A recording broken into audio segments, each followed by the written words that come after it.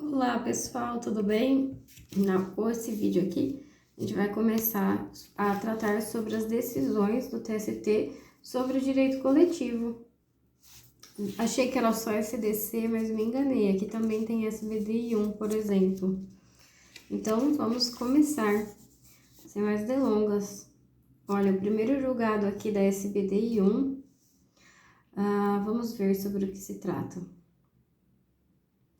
Ele trata sobre o enquadramento sindical e diz o seguinte: este Tribunal Superior tem se manifestado no sentido de que, na condição de vendedor, o empregado ele é regido por uma legislação especial, que é a Lei número 3.207, e sem a distinção imposta pela turma, quanto à aplicação da referida norma apenas para duas espécies de vendedores, os viajantes e os pracistas. Portanto, o enquadramento sindical do autor que é vendedor, ele não se fixa com base na atividade preponderante da empresa, porque ele é regido pela Lei 3.207, o seu estatuto especial que regulamenta as atividades dos empregadores vendedores. Então, não há como aplicar a ele as normas coletivas do Sindicato dos Empregados nas indústrias de cerveja e bebidas em geral. Então, ele queria ser enquadrado como parte da categoria dos empregados na indústria de cerveja. Mas, na verdade, ele, por ser vendedor, é regido por lei própria, então ele não se enquadraria aqui para esse sindicato. E é isso. Muito bem. Aqui agora uma da SDC sobre o limite do poder normativo da Justiça do Trabalho. Tá escrito assim. A decisão acima é de junho de 2021. Essa daqui é de abril de 2021. E diz o seguinte: o poder normativo da Justiça do Trabalho opera no branco da lei, instituindo condições de trabalho além daquelas previstas legalmente, mas com base legal que já preveja o direito em seu patamar mínimo. Refogem a competência normativa da Justiça do Trabalho a instituição de cláusula em sentença normativa que sejam típicas de negociação coletiva ou de regulamento de empresa, de reserva legal ou que onerem economicamente de forma excessiva o setor produtivo.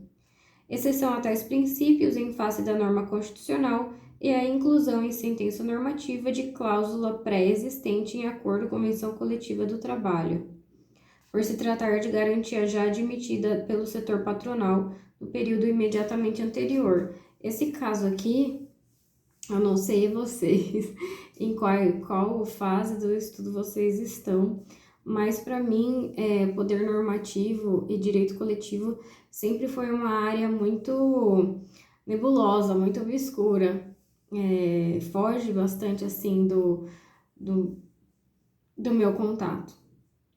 Então, eu demorei um pouquinho para entender essa decisão aqui, que na verdade se repete por muitas e muitas vezes, né, esse tema. Então, o que ele está querendo dizer, né? O que ele disse aqui em suma? Que a Justiça do Trabalho, quando ela vai exercer a sua competência relacionada ao poder normativo, então, quando entra um dissídio econômico, que as partes têm que estar de acordo, então, quando chega para ela e não sai, né, o acordo, quando é para a Justiça decidir, né, e então, quando ela faz a sentença normativa, o que pode ter? Qual é o objeto que pode ter dentro da sentença normativa? E aqui são os limites. Então, está dizendo que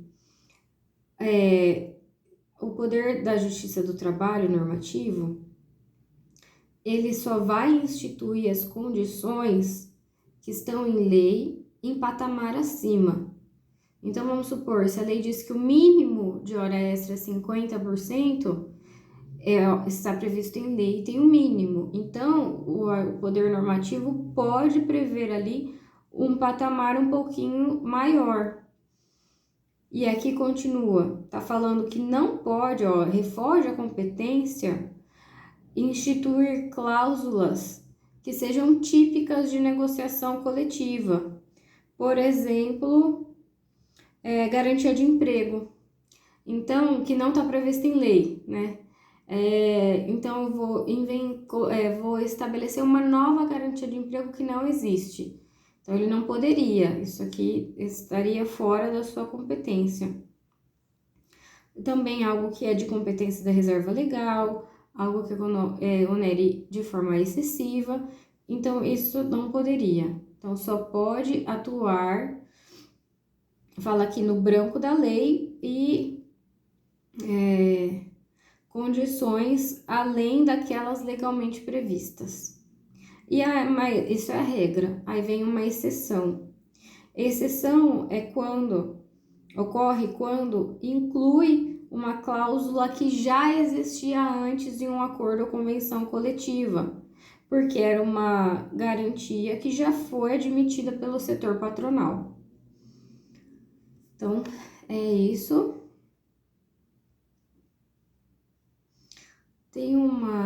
Vamos ver, não. Tem uma outra aqui agora da SBDI 1,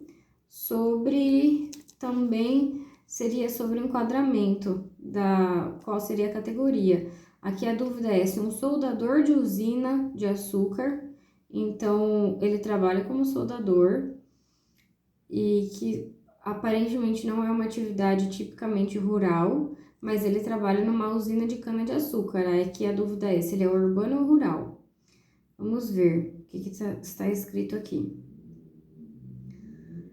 A OJ 419 da SBDI 1 espelhava a diretriz de que considera-se rurícola, a despeito da atividade exercida, o empregado que presta serviços a um empregador agroindustrial, visto que, nesse caso, é a atividade preponderante da empresa que determina o enquadramento.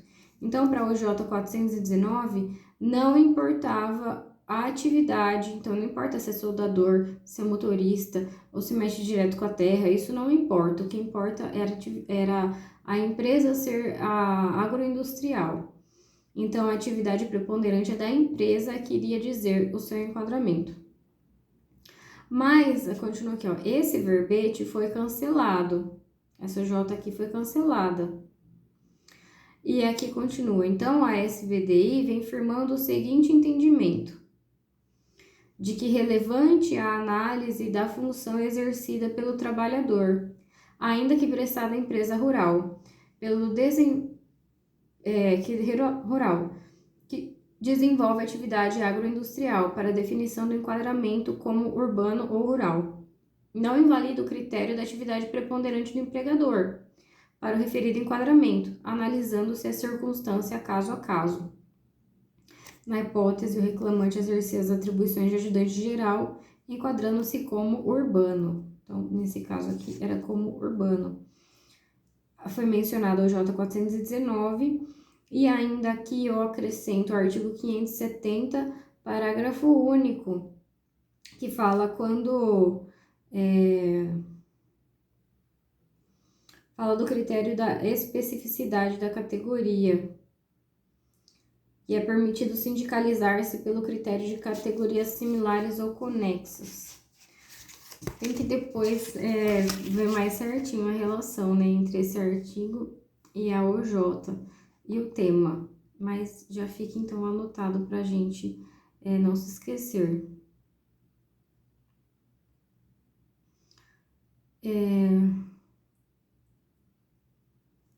A gente acha que já teve uma decisão do STF hoje falando sobre a necessidade de negociação antes de demissão em massa, que agora o STF decidiu que é só necessário, então, não um acordo nem a permissão, mas a negociação. E aqui, olha, que está no meu material, que o pedido de vista suspende o julgamento sobre necessidade de negociação coletiva antes da demissão.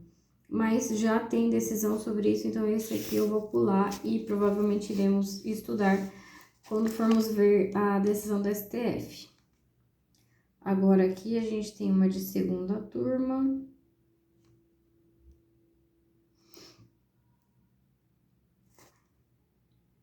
Aqui a gente tem importante, bem importante. Acho que é do aqui STF.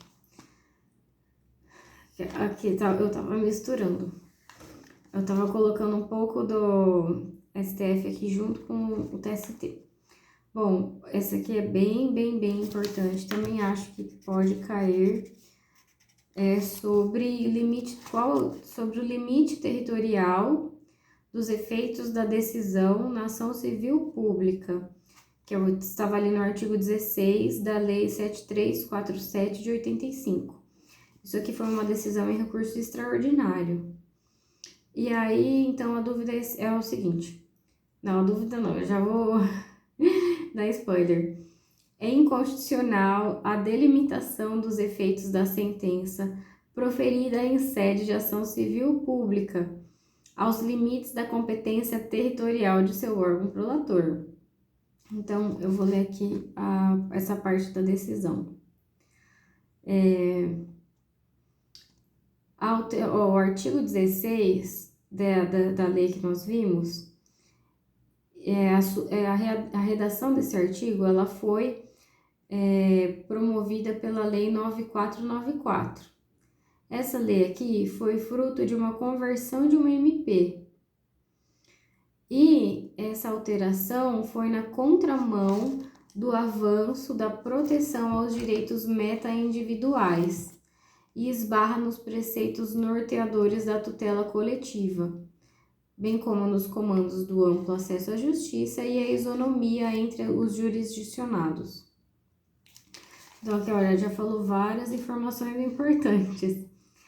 Falou que o artigo 16 teve sua redação alterada pela Lei 9494, que a Lei 9494 foi convertida, né, foi convertida de uma MP, que essa alteração foi na contramão dos direitos dos direitos meta-individuais que tutelam a coletividade, que também isso vai na contramão do acesso à justiça e da isonomia. Então, tudo isso nesse parágrafo. Aí continua.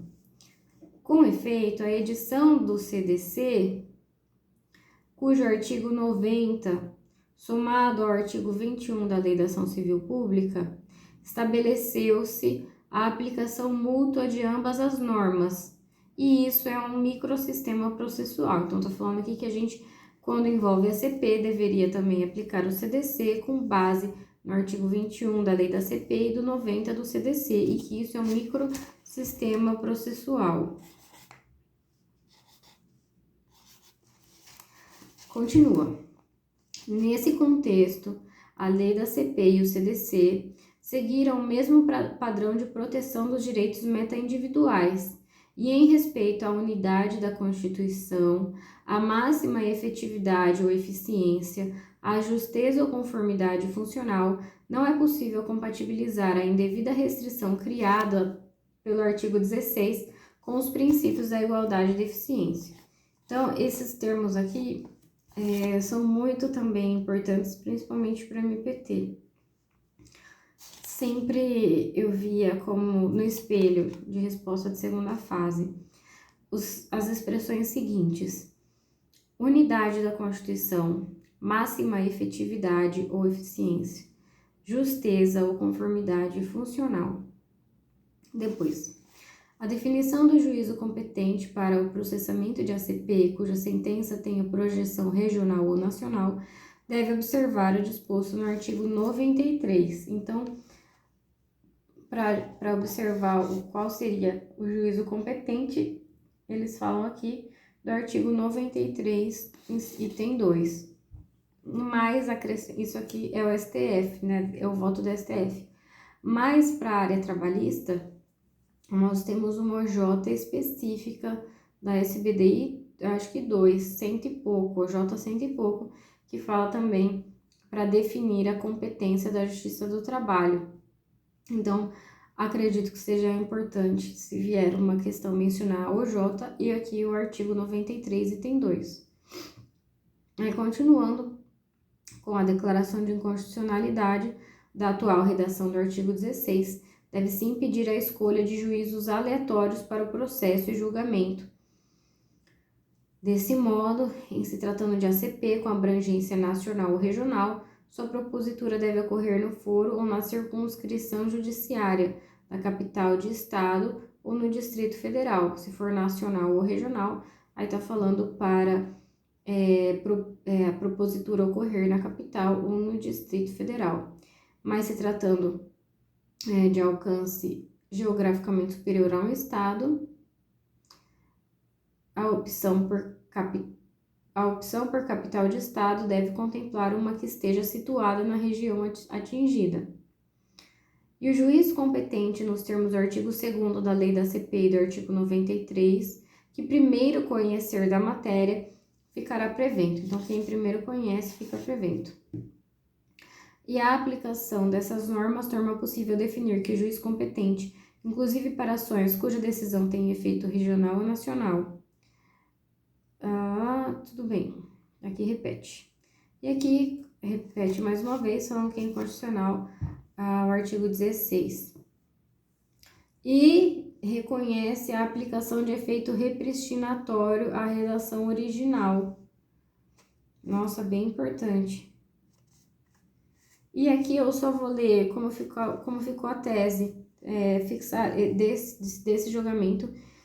Foram fixadas 3 teses. A primeira diz que é inconstitucional o artigo 16 da lei da CP, que foi alterado pela Lei 9494. Então, mais uma vez, aqui eles qualificam a alteração do artigo, coisa que eu já falei em outro vídeo que a professora Janete sempre falou para fazer. Artigo tal, alterado pela lei tal, artigo tal, acrescentado pela reforma, artigo tal. Então, coisa que eu sempre considerei desnecessária. Eu sempre achei, nossa, mas eu não sei nem o básico, por que eu vou ficar aqui falando da alteração da lei? Mas os tribunais fazem assim, né? Mas aí tem tese 1, tese 2. Em se tratando de ACP de efeito nacional ou regional, a competência deve observar o artigo 93, item 2, da lei do CDC. Aí, tese 3. Ajuizada a múltiplas ações civis públicas de âmbito nacional ou regional, firma-se a prevenção do juízo que primeiro conheceu de uma delas, para o julgamento de todas as demandas conexas. Então, essas foram as teses. Acho que tem, nossa, muita chance de cair direito coletivo. Agora, a gente tem aqui uma da SBDI 2. E a pergunta é o seguinte: se é dispensável a autorização em norma coletiva para funcionamento de supermercado em domingos e feriados. E vamos ver, então, quais são as justificativas, qual é a fundamentação, se pode ou não. Vamos lá, começa assim. De acordo com o artigo 6A da Lei 10.101 de 2000, aqui, dispositivo legal incluído pela Lei 11.603, é o que eu tinha acabado de falar da qualificação do artigo. Então, de acordo com esse 6A, é permitido um trabalho em feriados nas atividades de comércio em geral, desde que autorizado em convenção coletiva e observada a legislação municipal nos termos do artigo 30, inciso 1 da Constituição. Entretanto, o precipitado preceito legal não afasta a eficácia da norma anterior, veiculada na Lei 605 de 49, cujo artigo 10, parágrafo único, permite que o Poder Executivo, por decreto, autorize o funcionamento de determinadas atividades empresariais nos feriados.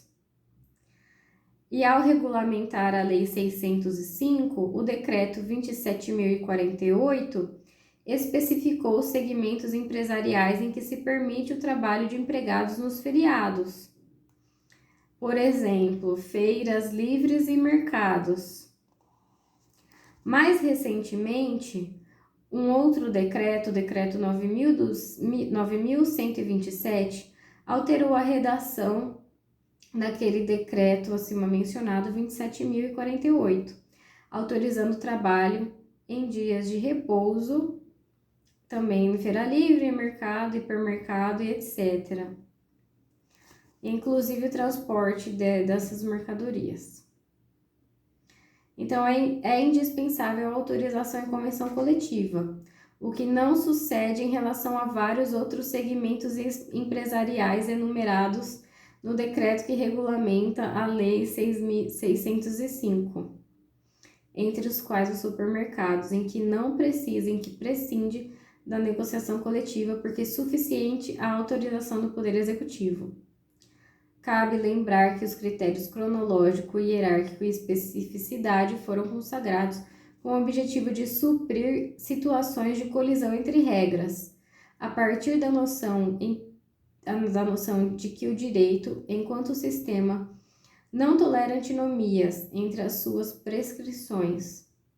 Na situação examinada, sob a perspectiva do critério da especialidade, a exigência de convenção coletiva de trabalho para o trabalho em feriados nas atividades de comércio em geral traduz-se como disposição geral e que não impede a eficácia dessa norma especial.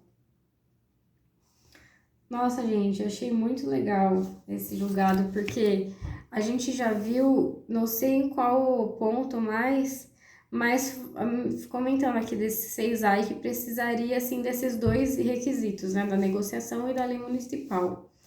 E agora, essa SBDI 2 traz uma exceção. Ela tá falando aqui, olha, que, ó, esse 6A que ela menciona, ele foi incluído por uma lei de 2007, né, 11.603 de 2007. Isso aqui tá falando do comércio em geral. Aí, depois, ele menciona, mas já tinha uma lei que era a Lei 605, né? Já tinha uma lei anterior, a Lei 605, e cujo artigo 10 permite que o Poder Executivo, por decreto, autorize o funcionamento de determinadas empresas. Então, a gente tem o artigo 6A da Lei 10.101, mas também, antes disso, a gente já tinha a Lei 605, cujo parágrafo 10 permite que o Poder Executivo autorize o funcionamento.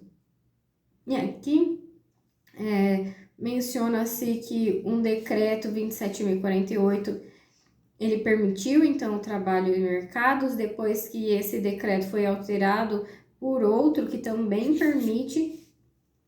E aí foi mencionado os critérios de resolução de antinomia. Deixa eu achar aqui.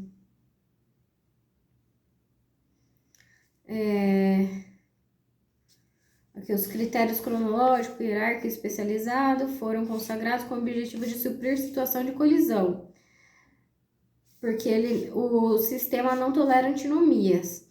Então, ele mencionou aqui também o artigo 2, parágrafo 2º da LINDB, e falou que, pelo critério da especificidade, então, não precisa de negociação coletiva para mercados, porque nós temos essa regra da Lei 605.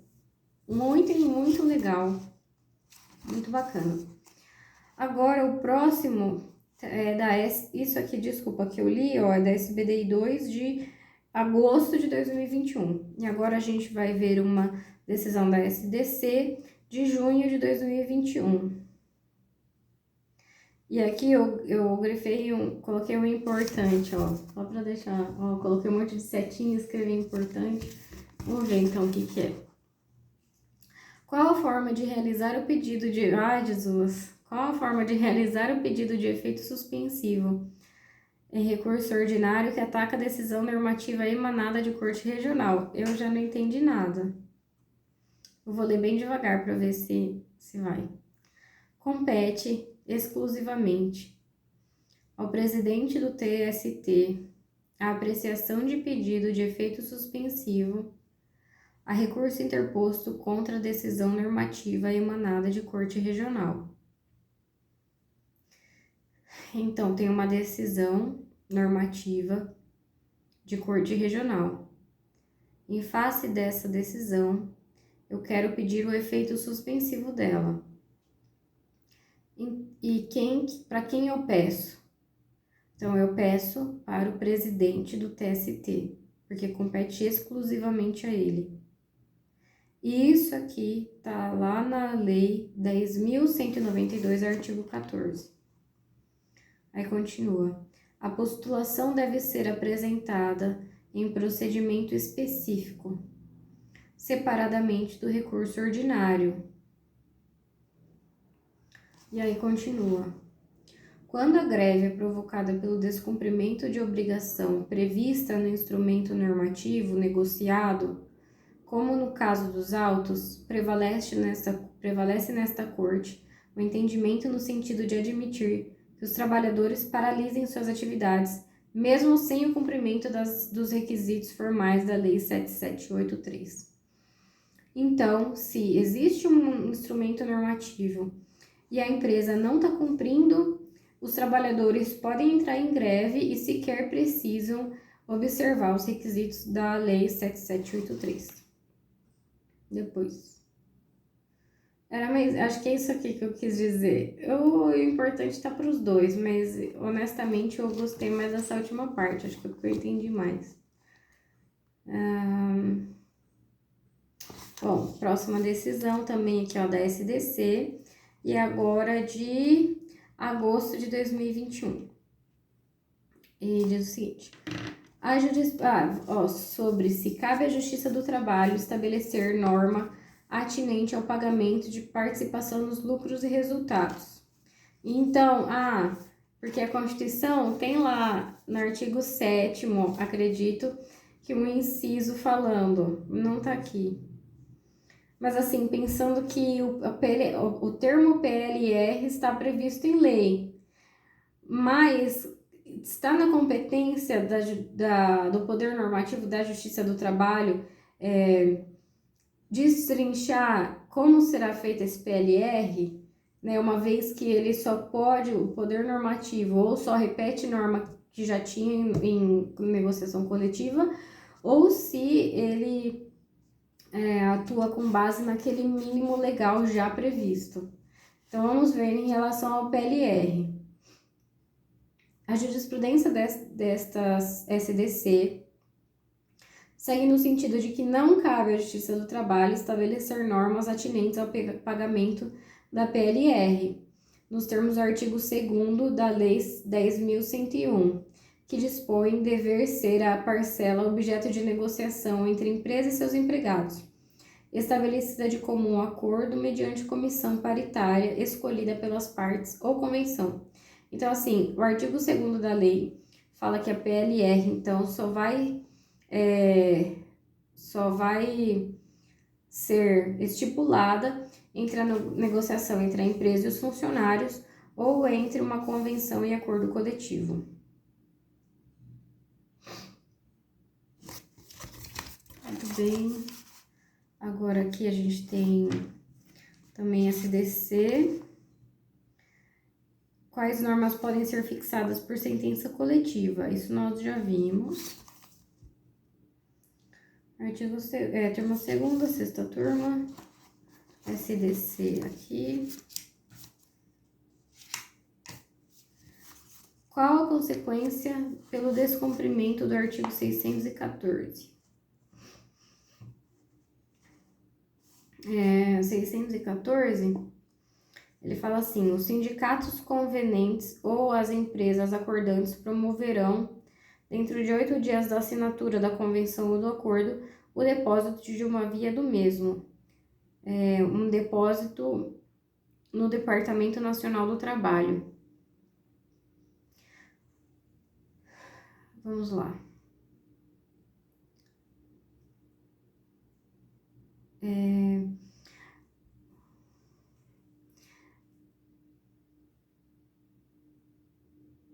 Vou ler então. Tô vendo qual parte é importante começar a ler. Ele tá falando assim: considerando que a formalidade legal deve guardar harmonia com a Constituição Federal, a existência legal de um depósito das convenções e acordos no órgão ministerial, que é esse artigo 614, essa formalidade legal não tem o condão de condicionar a validade e a eficácia de tais instrumentos. Não por outro motivo, a jurisprudência desta Corte é firme no sentido de que a finalidade de norma prevista no artigo 614 é tão somente de conferir publicidade, para fins de conhecimento de terceiro interessado, de modo que o seu descumprimento constitui mera infração administrativa. Então, se o empregador se o sindicato ou a empresa não deposita a negociação conforme solicitado no artigo 614, o acordo continua valendo igual, a negociação continua tendo validade, não muda nada, porque para as partes, né? O que muda aqui é que seria uma infração administrativa. O objetivo desse artigo é dar publicidade. Aqui é a segunda turma. E aqui é a segunda turma. Então, a gente vai para o próximo. SDC aqui. Também SDC. Será que esse aqui a gente vai ter bastante? SDC, ó.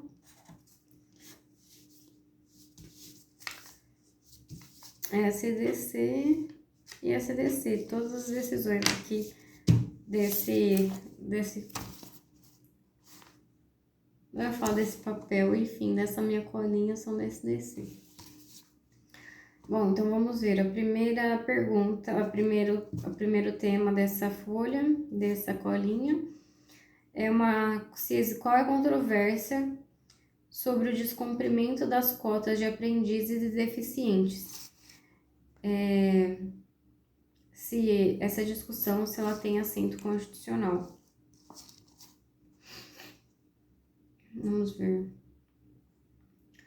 E parece que sim, ó, a controvérsia jurídica que gira em torno do cumprimento das cotas tem assento constitucional previsto, 2 pontos, no artigo 7º, inciso 31. Esse aqui também eu não lembro de mencionar, o artigo 203, item 4º. 227, caput. E parágrafo 1º, item 2. Então, 227 caput, parágrafo 1º, item 2, 203, item 4 e 7º, inciso 31.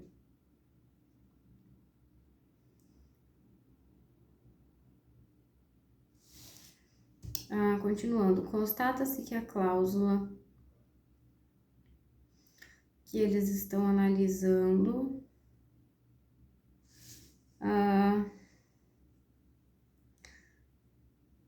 deixa eu ver sobre o que é essa cláusula.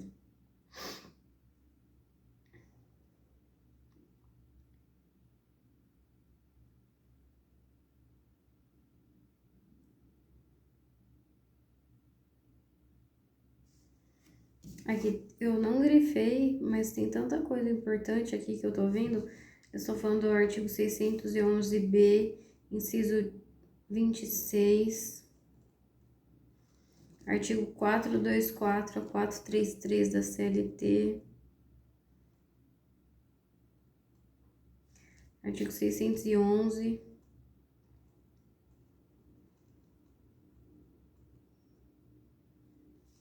(429). Pelo que eu tô entendendo aqui, tinha uma cláusula que excluía as funções de técnico de secretariado, secretário executivo e secretário bilíngue do cômputo na base de cálculo da cota prevista no artigo 429. Então, eles selecionaram essas atividades e retiraram da base de cálculo para para verificar o número da cota. E aqui a conclusão é que esse teor, né, essa cláusula, ela não está de acordo com os requisitos de validade estabelecidos no artigo 104 do Código Civil, porque os agentes convenientes não têm capacidade, porque quanto à falta de capacidade dos agentes para consentir e dar função à regra, cujo objeto ultrapassa os interesses coletivos. E tem caráter difuso. Então, ele está falando aqui que a previsão de cotas, ela tem caráter difuso.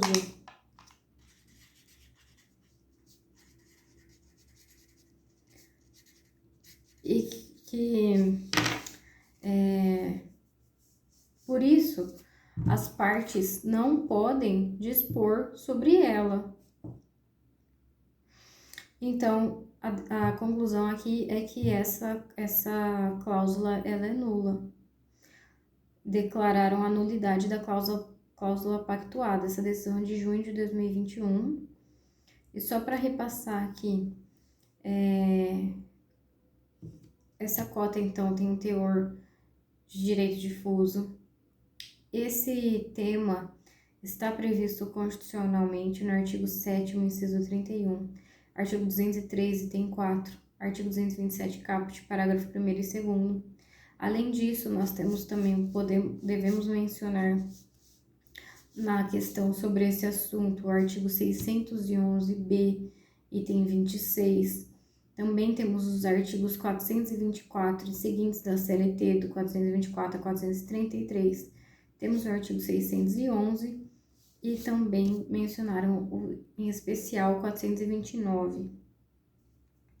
A próxima também é de junho de 2021, que pelo visto a SDC estava com tudo. O próximo também é junho de 2021. Próximo também. Nossa, saiu bastante coisa, né? Vamos lá. O próximo é sobre qual percentual para concessão de reajuste salarial em dissídio coletivo de natureza econômica. E diz o seguinte: a jurisprudência pacificada da SDC segue no sentido de conceder reajuste salarial em percentual pouco inferior ao índice oficial de mensuração da inflação, correspondente ao INPC-IBGE do período, por ser vedada a vinculação a qualquer índice de preço nos termos do artigo 13 da Lei 10.192. Não prospera o pleito recursal que visa excluir o reajuste salarial, uma vez que, não obstante demonstrada a existência da crise econômica pela queda da arrecadação, a empresa não juntou aos autos documentos comprobatórios de que a concessão do reajuste deferido na sentença normativa, embora com redução ínfima ao índice do INPC, afetará o seu orçamento de modo a inviabilizar suas atividades. Que interessante. Então, bom, primeiro, o poder normativo pode conceder um reajuste salarial, né? Beleza, pode conceder reajuste. E aqui tá falando que o reajuste, então, tem que ser inferior ao INPC, com base no artigo 13 da Lei 10.192. E ainda que a empresa deveria demonstrar, ficou aqui em controverso que houve uma queda de arrecadação, né? Mas, ainda assim, caberia à empresa juntar documentos comprobatórios de que a concessão do reajuste, embora com a redução, afetaria o seu orçamento, de modo a inviabilizar as suas atividades. Então, esse seria seu ônus da prova. Aí, outra aqui. Outra questão. É cabível dissídio coletivo de greve sem greve? Esse aqui eu nem grifei. Vamos ver.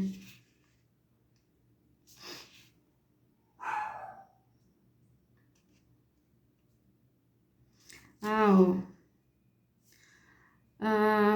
Vou ler para melhor eu ler uma parte pequena do que tentar resumir e me embananar. Então, aqui tá dizendo, ó, o TRT da 6ª Região julgou extinto sem resolução do mérito o dissídio coletivo de greve, com o fundamento de que a assembleia realizada pelos trabalhadores com duração de poucas horas na madrugada de um dia apenas, em cada uma das duas empresas e com a participação de parte da categoria profissional, não se qualifica como greve, na medida em que não se prestaram a afetar as atividades dos respectivos empregadores e tampouco paralisar de forma generalizada o transporte público como instrumento de pressão para as reivindicações obreiras. A decisão merece ser mantida. Então, tô falando aqui que não, né? Acho que para ser considerada dissídio coletivo de greve tem que ter greve. E aqui a paralisação por poucas horas, sem afetar a atividade, sem paralisar a atividade, o transporte público, sem fazer a pressão, não é considerada greve.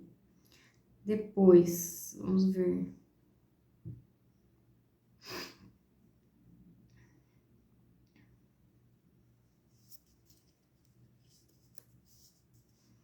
Tem uma decisão aqui de junho de 2021 do STF, dizendo que os empregados de entidades sindicais podem associar-se entre si para criar uma entidade de representação sindical própria, a ADI 3890.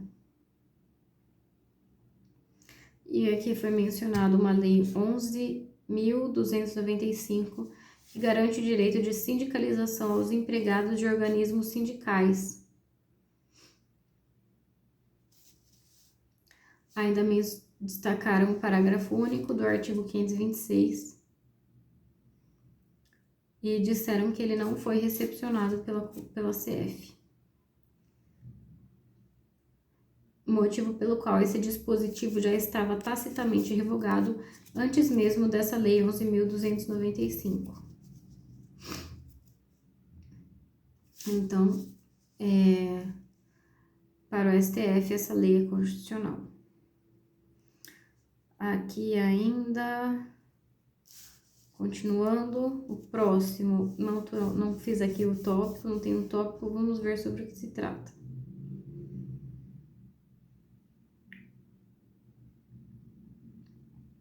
Se dissídio coletivo jurídico pode tratar de dispensa em massa, é sobre isso.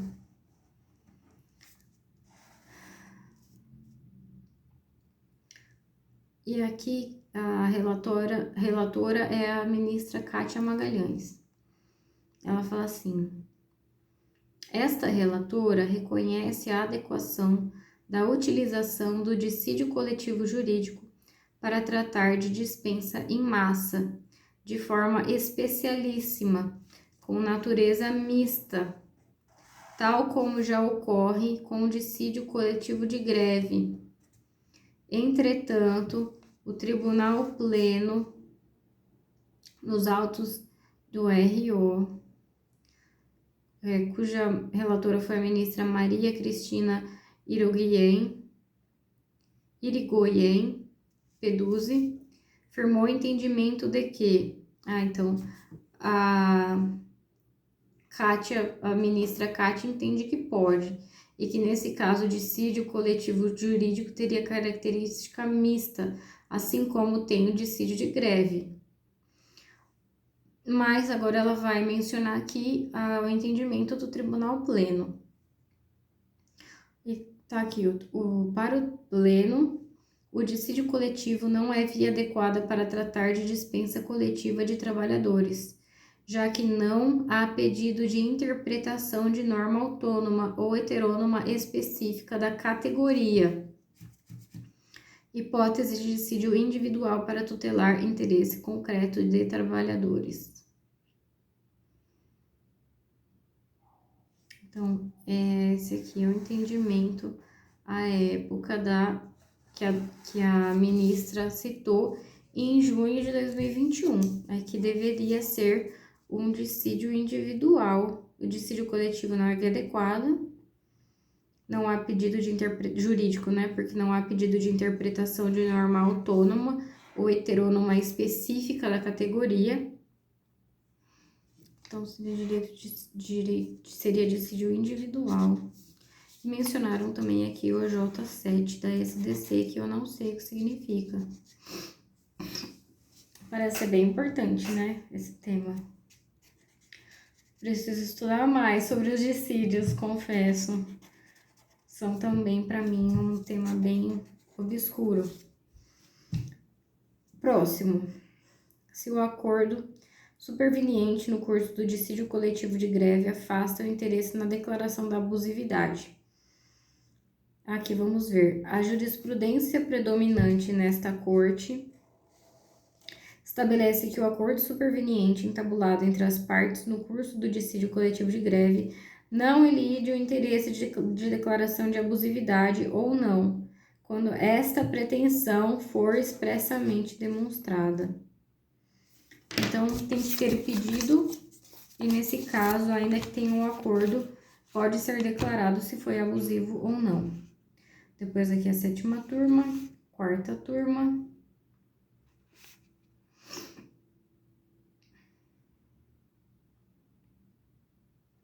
Que eu vou ler porque está falando da jurisprudência pacífica. Ó, qual a natureza jurídica? Esse aqui é de também, junho de 2021. Depois também, junho de 2021. O que será que aconteceu, hein? Qual a natureza jurídica da multa normativa? É de 4ª turma, mas tá falando assim, ó. Esta Corte Superior possui jurisprudência pacífica no sentido de classificá-la como cláusula penal, instituto de direito material consubstanciado em um pacto acessório ao negócio jurídico principal que prevê o pagamento de uma prestação para o caso de inadimplemento ou mora no cumprimento da respectiva obrigação principal a qual se vincula. Assim como consequência, aplica-se à execução das multas normativas o regramento da cláusula penal previsto no artigo 408 a 416 do Código Civil, dentre as quais se destaca o artigo 412, que estipula que o valor da cominação imposta na cláusula penal não pode exceder o da obrigação principal. Então, temos como referência aqui, nesse sentido, aliás, o teor da OJ 54 da SBDI 1. Então, a multa prevista em norma coletiva tem caráter de cláusula penal. Portanto, aplica-se o Código Civil, foi mencionado aqui o 408 a 416, em especial o 412, e nós temos também o OJ 54 da SBDI, que diz que o valor da multa estipulada em cláusula penal, ainda que diária, não pode ser superior à obrigação principal corrigida, em virtude do artigo 412. Então, a gente tem ainda essa aqui específica. A próxima também é de turma, que também fala da jurisprudência da corte, e a discussão é se tem validade a norma coletiva não depositada perante o órgão governamental. Nós já vimos que sim, né? Sim, é isso aí. E aqui só acrescentar um argumento legal, é de que nós temos que respeitar a autonomia da vontade das partes em detrimento do excesso de formalismo. Muito bem. O próximo, 4ª turma, vamos ver se tem alguma coisa. Não.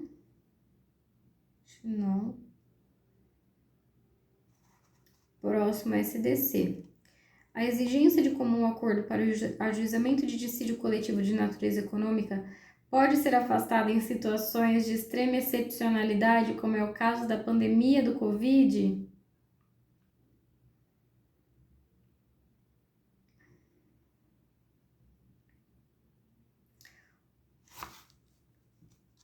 Caramba, isso aqui.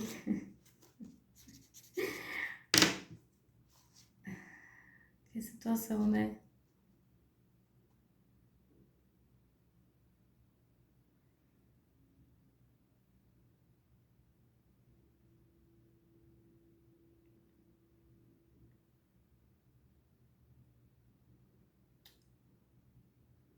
Eu honestamente lembro que teve uma polêmica tão grande ano passado, tão grande,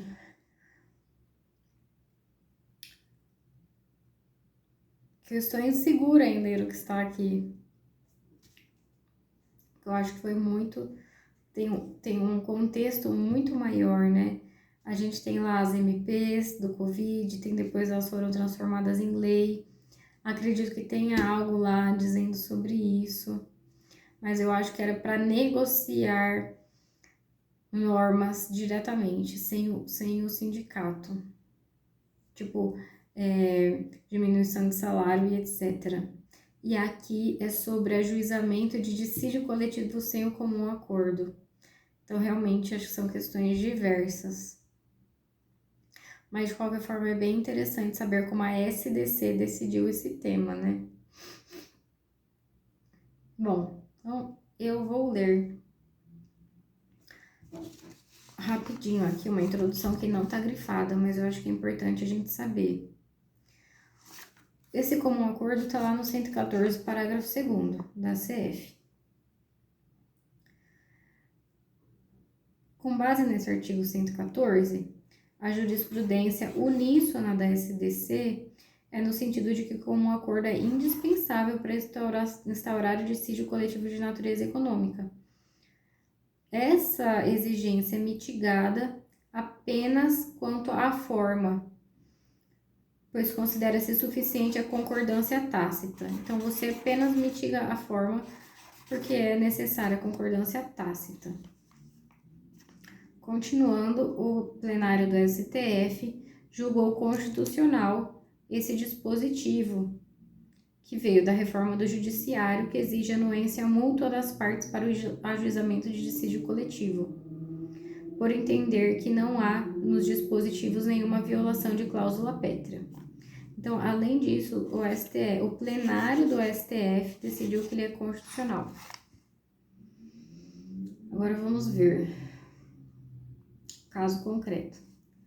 O TRT da 2ª Região julgou improcedente o dissídio coletivo econômico, por meio do qual um sindicato pretendia o estabelecimento de cláusulas emergenciais aplicáveis à categoria profissional no período de pandemia da Covid-19, com o fim de obrigar a categoria econômica a adotar medidas para resguardar a vida dos trabalhadores.